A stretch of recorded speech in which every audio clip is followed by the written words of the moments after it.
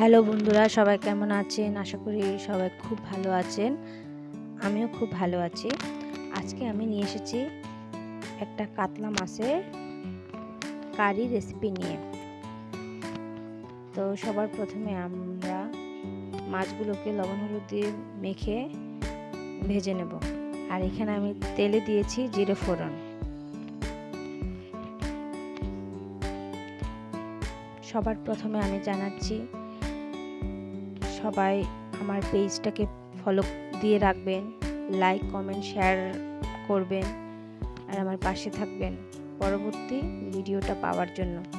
তো সবাই অবশ্যই পুরো ভিডিওটি দেখার জন্য সবাইকে অনুরোধ রইল, সবাই পুরো ভিডিওটি দেখবেন। তারপরে আমি মাছগুলো ভেজে নিয়েছি। এবার আমি ওই তেলে দিয়ে দিচ্ছি কালো জিরা। তারপরে এখানে দিচ্ছি আমি গাটি কচু আর আলু।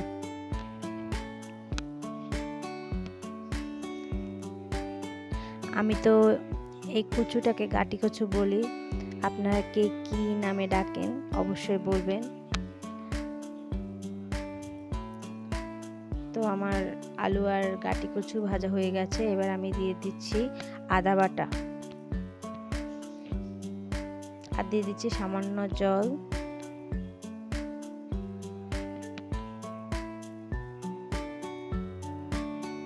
আর এখানে দিয়ে দিচ্ছি জিরে বাটা, ধনিয়া বাটা।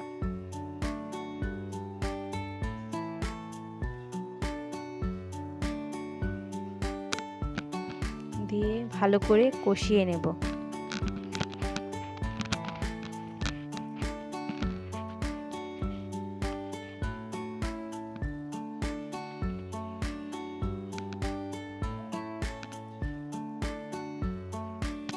রান্না তো সবাই জানে, এক একজনের রান্নার স্টাইল এক এক রকম। দেখা গেছে আমি আপনাদের রান্না দেখে শিখে ট্রাই করব, খেয়ে দেখব কেমন লাগে খেতে।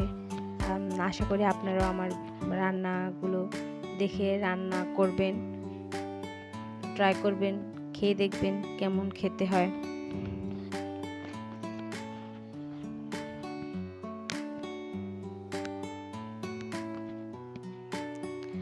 তো আমি এখানে দিয়ে দিচ্ছি মাছগুলো দিয়ে আমি কিছুক্ষণ কষিয়ে দিয়ে দিচ্ছি ঢাকনা।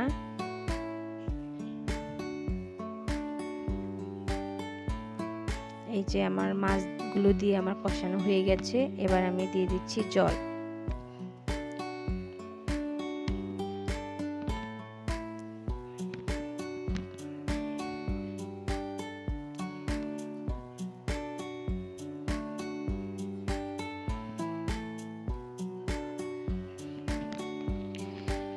সবাইকে আবার অনুরোধ করব আমার সম্পূর্ণ ভিডিওটি দেখার জন্য। প্লিজ সবাই সম্পূর্ণ ভিডিওটি দেখবেন। তো আপনাদের সাথে গল্প করতে করতে আমার রান্নাটা প্রায় হয়ে এসছে।